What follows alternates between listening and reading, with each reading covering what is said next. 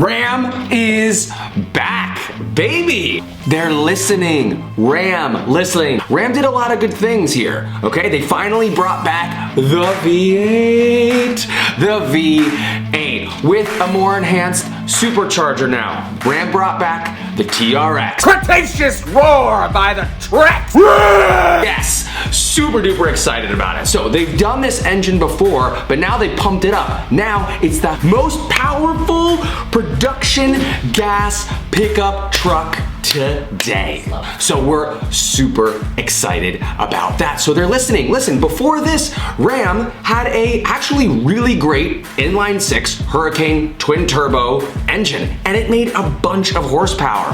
But the thing is, it just didn't sound the way it needed to sound. It performed great, but the main market of the people that V8, that Ram really love, they need that V8. So they brought it back with 707 horsepower, 680 foot-pound-feet of torque. So they're absolutely listening to the market now. This is what they were missing for a while. They lost a lot of market cap. I totally understand. When people make mistakes all the time, it's like when your best friend wants to do a new haircut and it doesn't really work out. Except in this time, they lose billions and billions of dollars. And your friend loses a little bit more than just, their dignity. Now the truck looks amazing. They're bringing it back. They slapped on an SRT badge too. Things are looking really smooth. On top of that, they started 2026 now with also a turbo diesel. This is what the market's been asking for a while. Now they're slapping a turbo diesel on it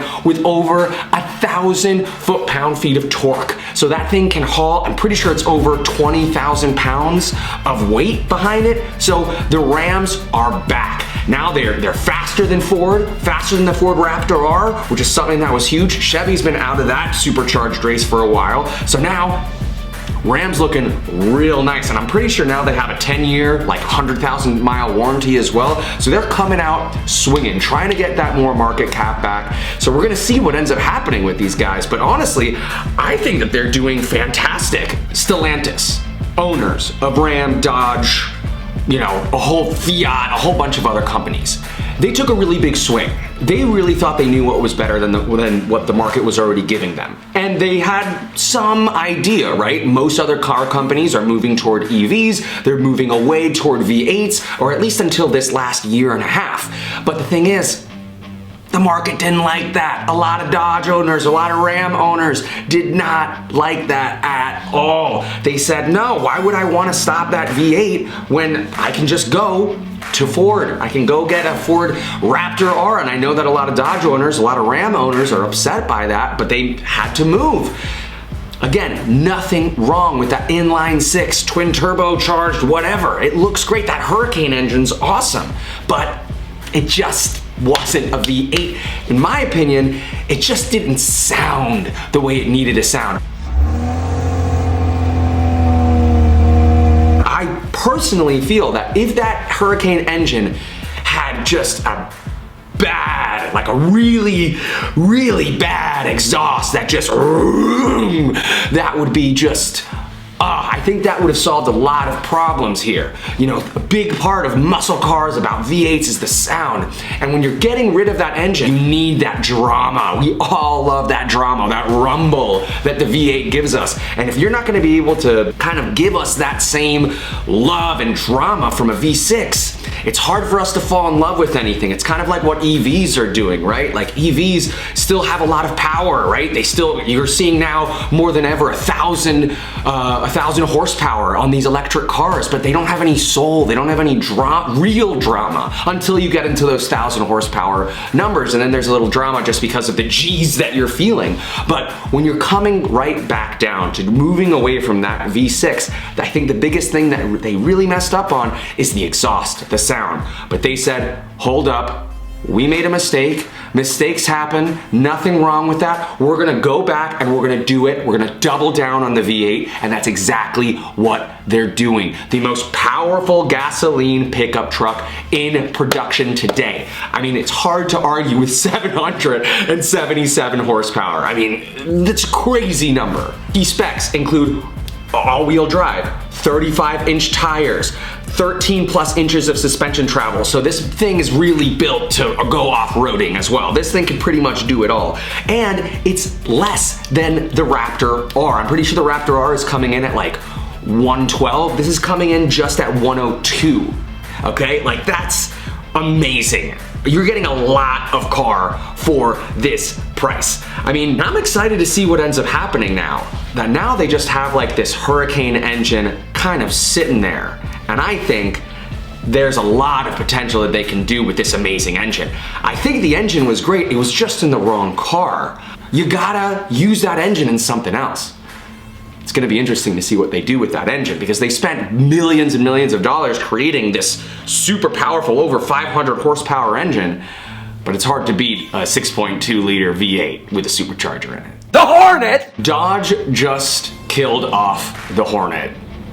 RIP. There was a lot of things right with the Hornet, and there was a lot of things that really could have been fixed, in my opinion. And yes, I'm pretty sure on their website it says that it's the most powerful, like, mini SUV in its class, but I think they missed the mark, right? Like, there is a world where mini SUVs, like, you know, the Honda CR-V and like cars like that really do bring in a lot of money for auto manufacturers. This year, they sold a little bit over 9,000 units. That's a 54% drop than it was in 2024.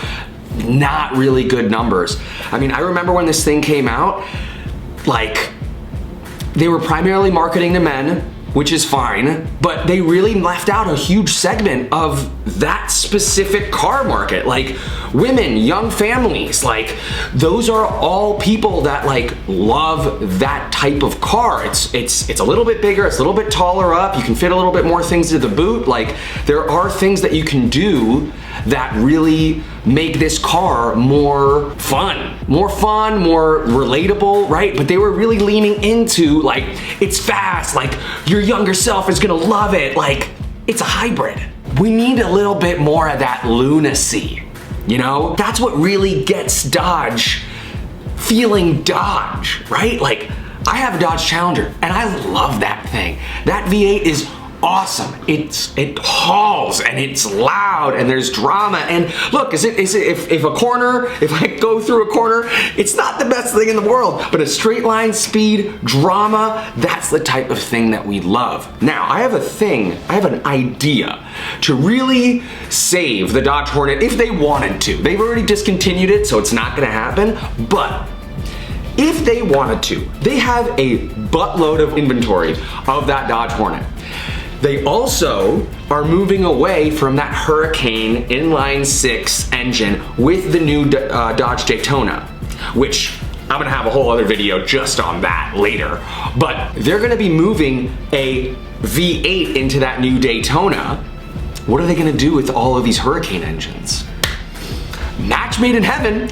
I think that they should put that inline-6 into the Dodge Star. I know it would be incredibly difficult to do and the engine's compartment, the engine size doesn't really fit, but like, figure it out. Like, can you imagine having 500 horsepower in something that small? Like, talk about drama. Now that's something that car enthusiasts would love, I think. Like having a twin turbo inline-6 in a car that small, you know, beef up the suspension, have an SRT, like bring back SRT and put something crazy like that on. I bet everyone would talk about it. At least we'd be in the conversation, right? But Dodge just hasn't been there yet. But now Dodge is listening. They're listening to their consumers. They're saying, hey, the market wants V8s. Hey, the market wants a twin turbo diesel for their new Ram truck. That's what they're doing. And they're putting a V8 back into that Charger Daytona.